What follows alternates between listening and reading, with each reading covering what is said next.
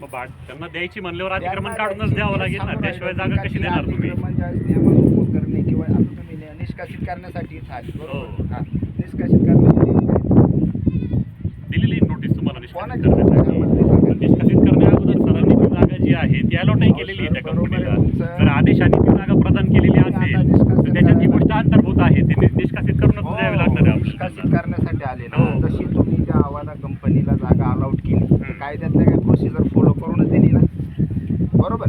जर ती जागा त्या आवादा कंपनीला कायद्याची प्रोसिजर 1971च्या कायद्याच्या तरतुदी खाली त्यांना दिली, तशी ते काही देऊ शकत नव्हते तुम्ही पण कायद्याच्या आधी कंपनी.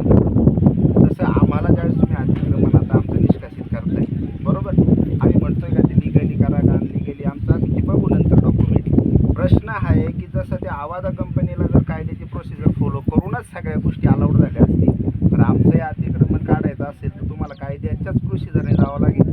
हेच सांगू राहिलो. समजा तुम्ही म्हणता आता ग्रामपंचायत पुढून ही जागा कोणाला गेली, डायरेक्ट ग्रामपंचायत प्रोसिजर फॉलो करूनच